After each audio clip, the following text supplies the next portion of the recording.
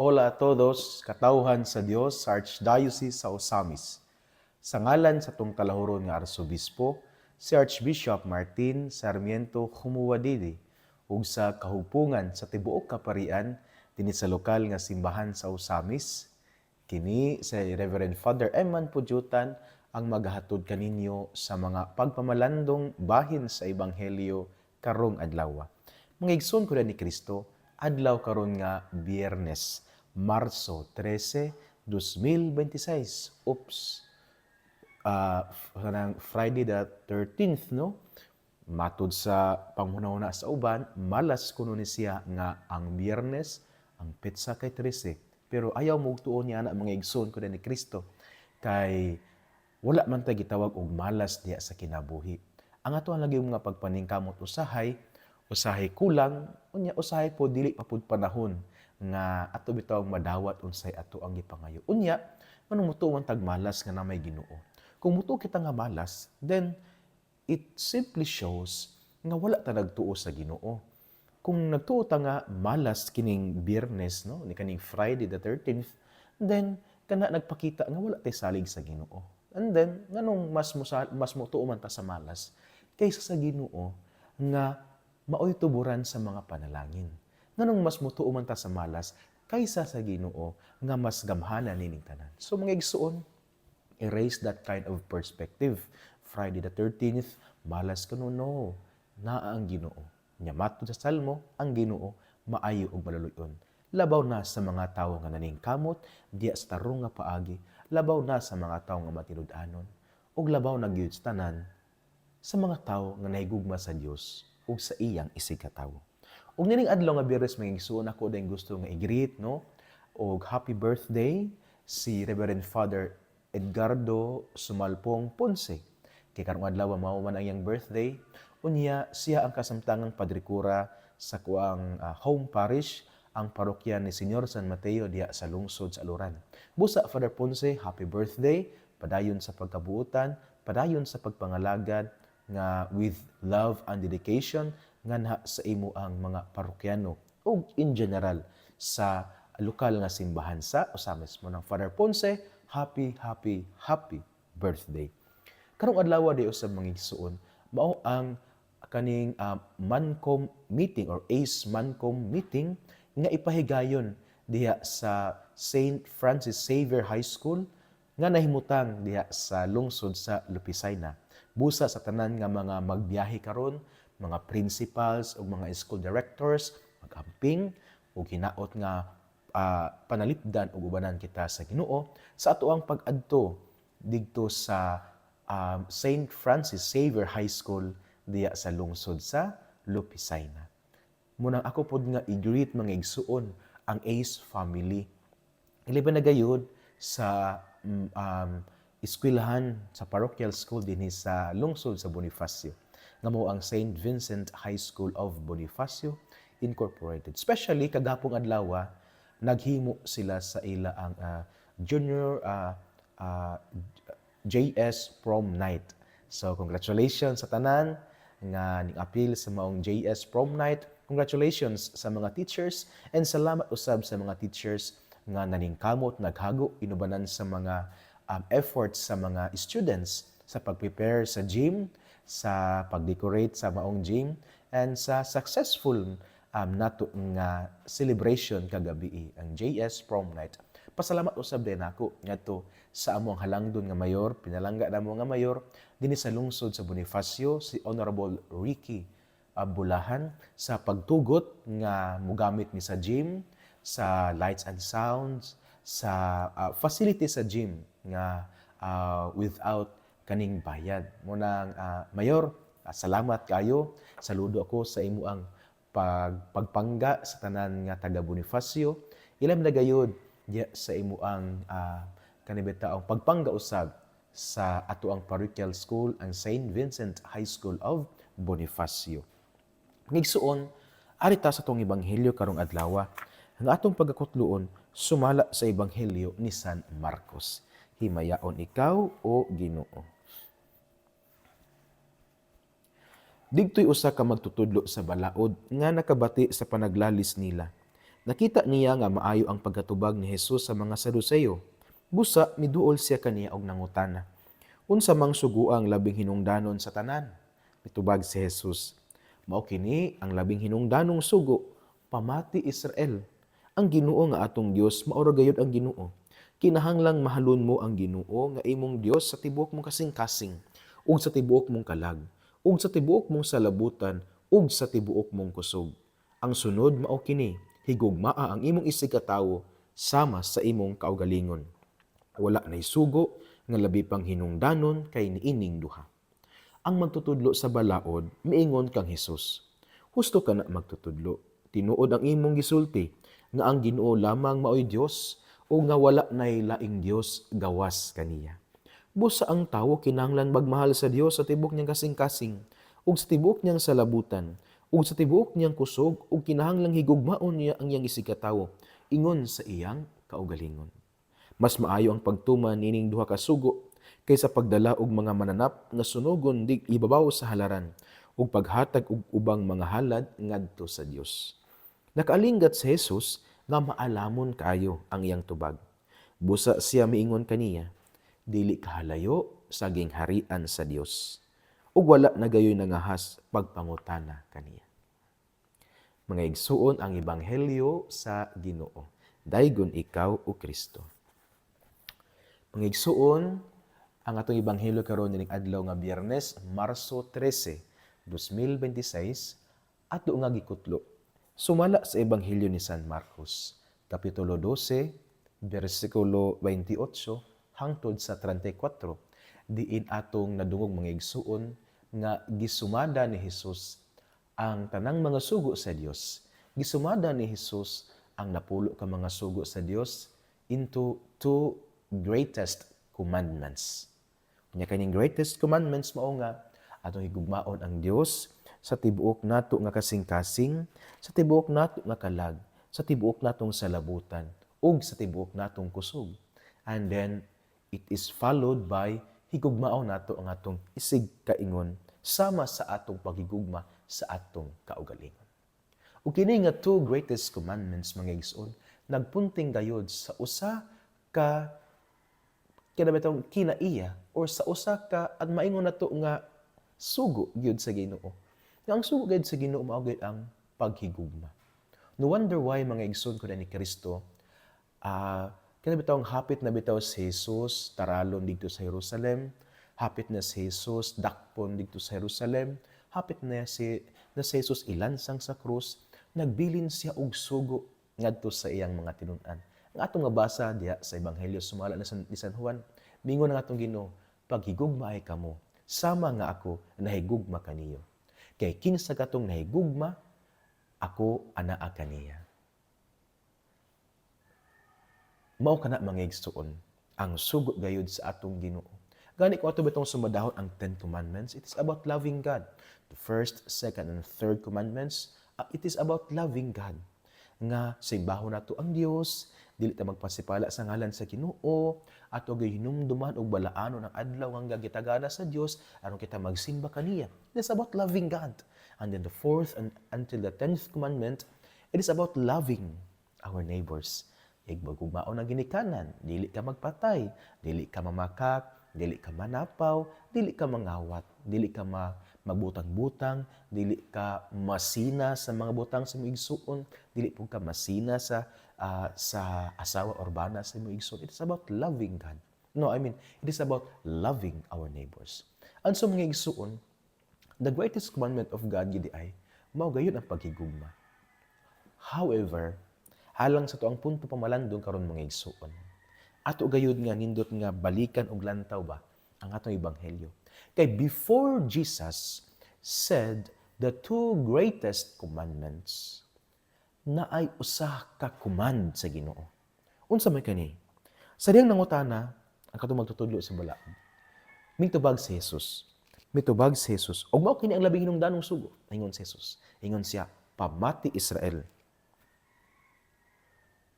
Ang pamati diya sa yung original niya nga pinulungan sa Greek o kung kani kigi-quote man siya didto sa Karaang Testamento sa Book of Deuteronomy. It is a command. Meaning to say, it carries with it kanibitang the degree of a commandment o sa kasugo, pamati Israel. Yan, namalandong ko ba? Kung sa connection nini mga isuon, before Jesus said the two greatest commandments, nga nahibalaan usab sa magtutudlo sa balaod, ingon siya pamati Israel. Sa ito pa rin mga isuon, ang pagpamati, pagpaminaw, o ang paghigugma are closely interconnected with each other. Ang pagpamati di ay o paghigugma, di siya pwedeng bulagon mga igsuon. Because if we love, we also listen. And then, we listen to those whom we love. No wonder why na usa ka kaning theologian ba, ingon siya nga, the first duty of love is to listen. Ang unang katungdanan sa gugma, maugayod ang pagpaminaw. Di bitaw sa balang kasulatan mga igsuon, no? Sa diyang nakasala bitaw ang tawo, wala biya gayud sila gipanisyan sa Ginoo, di ba? When Eve and Adam sinned against God, no, by disobeying God's commandment, God did not immediately punish Adam and Eve.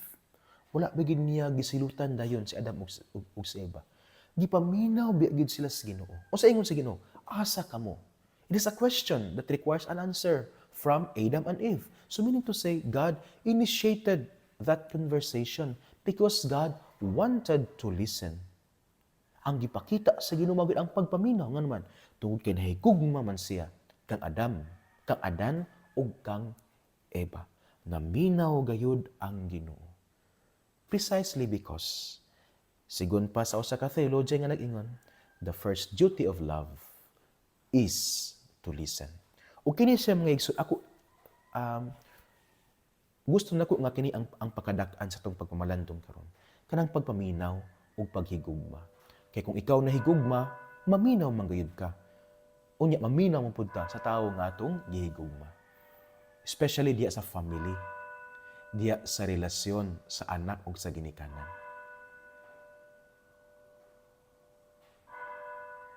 Kung naigugma diya sa panimalay, especially kung ang anak nahigugma sa ilang ginikanan, maminaw gid sila sa ilang ginikanan. Well, vice versa. Kung ang ginikanan nahigugma usab sa ilang anak, maminaw pud sila sa ilang anak. But generally, ang mga ginikanan, maminaw magina silang mga anak.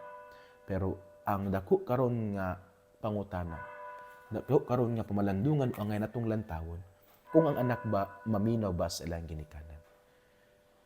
Lisod kay mga igsuon kung ang anak wala na pagpaminaw sa ilang ginikanan. Because it simply shows nga wala gid sila nahigugma sa ilang ginikanan. Sakit kay pamalandungan nga ang anak mas mugahin og panahon kaysa mas mugahin sila panahon kaysa ngadto sa ilang barkada kaysa sa ilang ginikanan. Sakit kay pamalandungan nga ang mga anak mas maayo og pagtagad sa ilang mga barkada, sa ilang mga amigo ug amiga kaysa sa ilang ginikanan. Sakit kayo pamalandungon nga ang usa ka anak mas sweet siya og mga pulong sa iyang mga amigo kaysa sa iyang ginikanan. Murag nawala na gid ang gugma. Lahi na gid kayo ang kultura mga igsoon. Bitong anak bitaw nga kung naa bitaw sa ilang amigo, maayo kay mudayig sa ilang mga amigo o sa mga amiga, maayo kayo mutagad, smiling kaayo, mugahin gayud og taas nga panahon, bahala og maabtag gabi, magsurhanay, okay ra kaayo kay nasa amigo. Pero pag-abot sa balay, singka-singkahan dayon ang ginikanan, mangutana kung asa ka, singka-singkahan dayon. Matay, lisod yun. Kana bitawng questionable kayo ang paghigugma. Unya, kung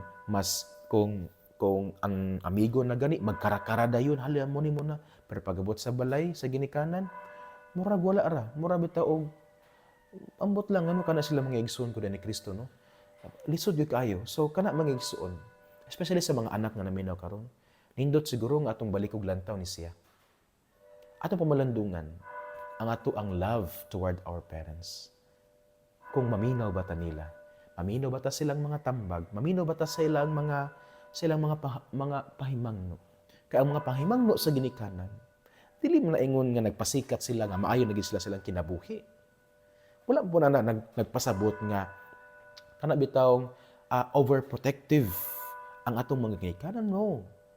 Ang mga pahimangno sa atong mga ginikanan, kana nagpakita nga nahigugma gid sila kanato ug dili sila gusto nga mausik ang atong kinabuhi tungod kay sila nagsakripisyo, especially sa mga ginikanan nga naningkamot, sa mga ginikanan nga matinud-anon sa ilang pagtuman sa taas isip mga ginikanan.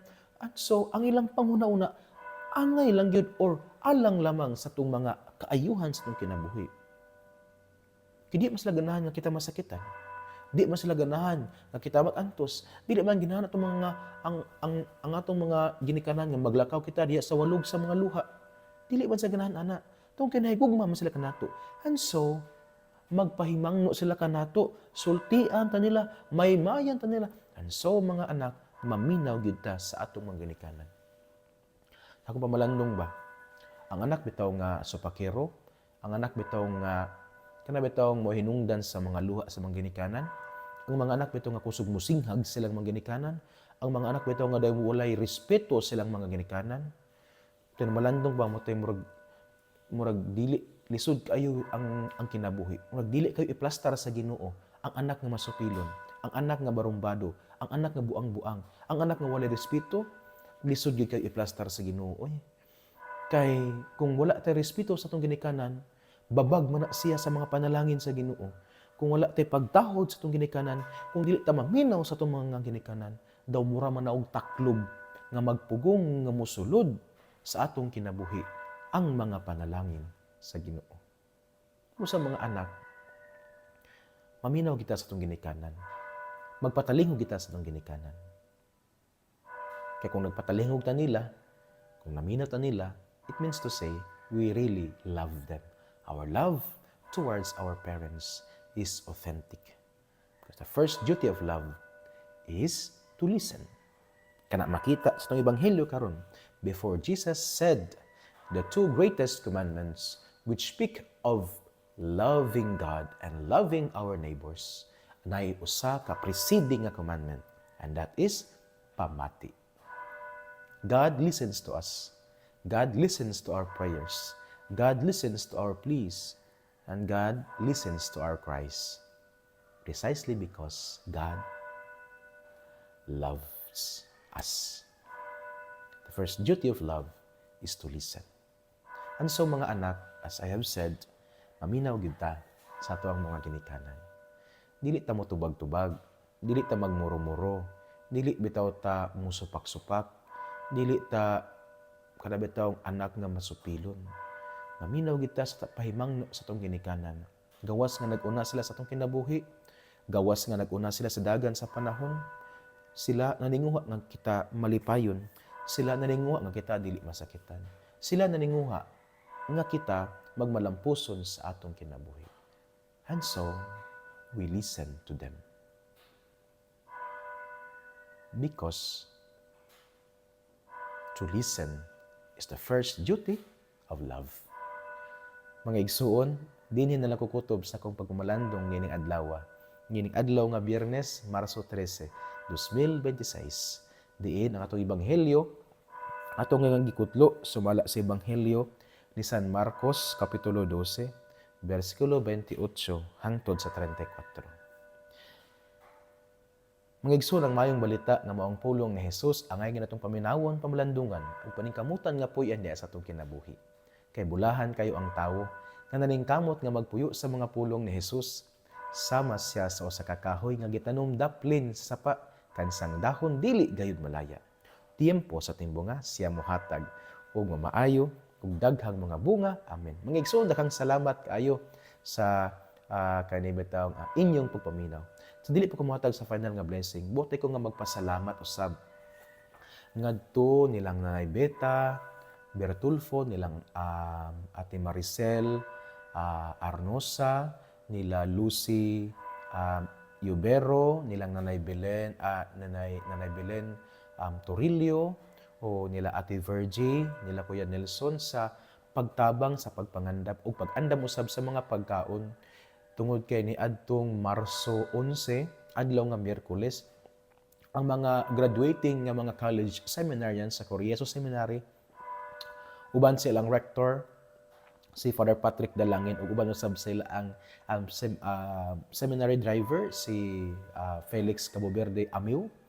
Ning ani sila sa atong parokya ning bisita unya ato pud sila nga gidalitan og paniudto. Salamat kayo especially sa tanan pud nga ning dalit og kaning pagkaon nila Ate Ian o sa uban pa nga ning hatag og pagkaon. Salamat kayo sa inyo ang pagkamanghihatagon, especially sa tuwang mga bisita dito sa parokya. Nabusog sila, nalingaw sila, unya, na-refresh sila tungod kay human silang pagpaniudto din sa tuwang parokya, ning adto naman sila or ning uli na sila dito sa kaning dipolog o sa seminaryo Corieso Seminary. Nya ato po silang gidawat tungod kay ako alumnus man pud ko sa Corieso Seminary batch 2015. So salamat kayo sa tanan nga ning tabang sa pag-andam sa lugar usog sa tanan nga ning hatag og kaning pagkaon. Ang Dios magapanalangin sa inyong pagkamangihatagon. Ngigsuon uban sa pamilya sa tong mahal nga inahan nagisangpit natong mga misa-misnon nga birhen sa kuta. Ang Dios unta magapanalangin kaninyo kanunay sa ngalan sa Amahan ug sa Anak ug sa Espiritu Santo. Amen. Mayong adlaw mag-amping ug ki Dios le siempre bendiga.